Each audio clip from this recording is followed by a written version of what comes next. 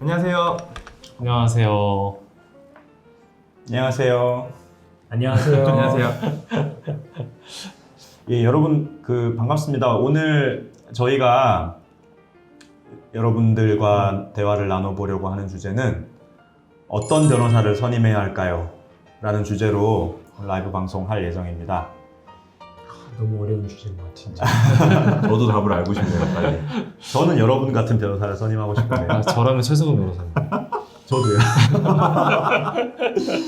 자기가 자기를 변호하면 되네요. 그래서 저희가 생각하기에 좋은 변호사, 어떤 변호사를 선임하는 게 좋을까에 대한 관점으로 네. 얘기를 좀 해보겠습니다. 네. 네, 제가 자꾸 사회를 봐서 조금 지겨우실 텐데 오늘까지 제가 사회를 보고고요. 다음 주에는 다른 분이 하나도 안 지겨운데요? 맞아요. 지금 너무 잘하시는 것 같습니다. 떠밀지 너무 말라고. 자연스러운데요?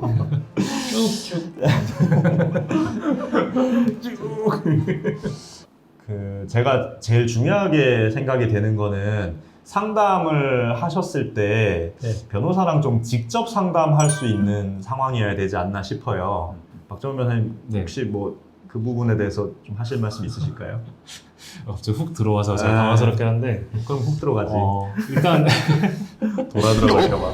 아무래도 이제 예전에 10년 전, 20년 전 이럴 때는 변호사님들이 숫자가 적었을 때는 사실 변호사님이 직접 상담한다라는 것 자체만으로 이게 홍보의 수단으로 쓰일 만큼 이제 상담을 갔을 때 변호사랑 바로 만나기가 좀 어려웠던 시절이 있었던 것 같고요. 일단 방금 최승훈 변호사님께서 말씀하셨던 거는 일단 변호사 사무실 내지 로펌에서 이제 사건 상담을 할 때는 변호사와 상담을 하는 건 의뢰인의 당연한 권리다.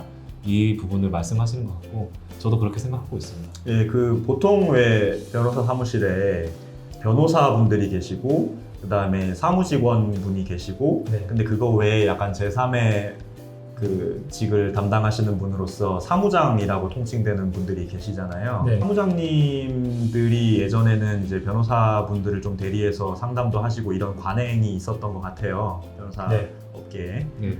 근데 뭐 최근에는 이제 그러진 않고 변호사들이 직접 상담하는 사례가 좀 많아지고 있죠. 그렇죠. 네. 일단 숫자 자체가 변호사님들 숫자 자체가 많아지다 보니까 당연히 이제 변호사님들이 이제 더 좋은 서비스를 고객에게 제공해야 되기 때문에 뭐 예전과 다르게 서로 이제 의뢰인하고 직접 상담하려고 오히려 더 노력을 하고 있는 것 같고요.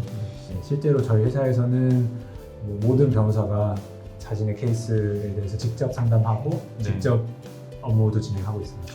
지금 상담료 받는 거에 대한 얘기들이 조금 질문들이 있는 것 같은데요.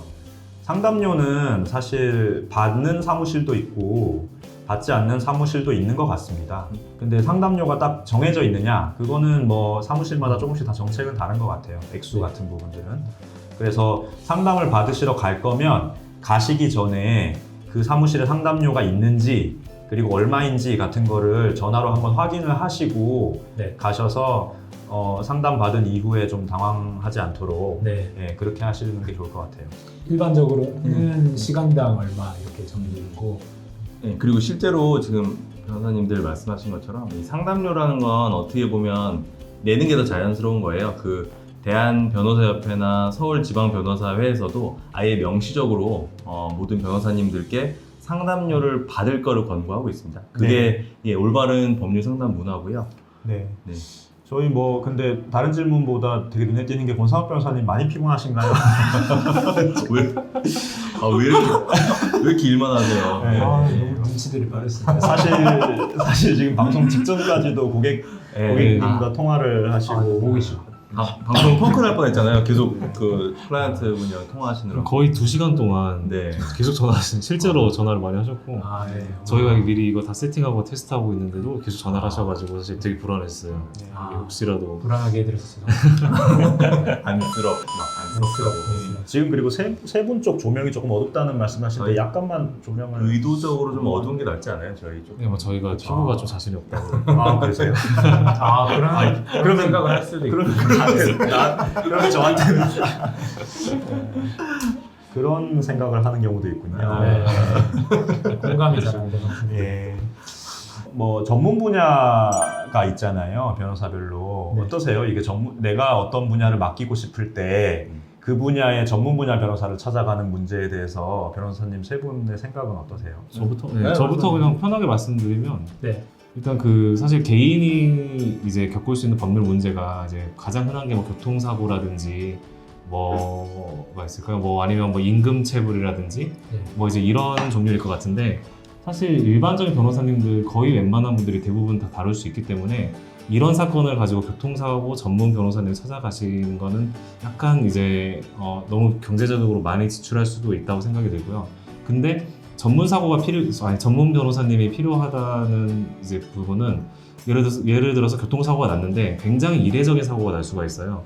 그러니까 내 뒷차가 날 친 게 아니고 또 내가 내 앞차를 친 게 아니라 뒤에서부터 이제 치고 이렇게 뭐 5번, 6번 쳤다든지 뭐 이런 식으로 좀 특이한 케이스들이 가끔씩 발생할 수가 있습니다. 그러면 이런 사건들이 있을 때 좀 그 분야를 많이 다뤄본 변호사님을 좀 찾아가시는 게 좋을 것 같고요. 그리고 뭐 또 하나 좀 말씀드리고 싶은 거는 인터넷에서 검색을 했을 때 비슷한 케이스들이 되게 많은 게 이제 그런 검색 케이스들이 많이 있을수록 사실은 그 전문 변호사님이 좀 굳이 선임하실 필요가 없다 이렇게 말씀드리고 싶습니다. 그 이유는 그 검색이 많이 되면 될수록 이제 그만큼 뭐 판례라든지 아니면 분쟁 사례가 많이 쌓인 거거든요. 그래서 이 부분에 대해서 되게 생각이 많으셨군요.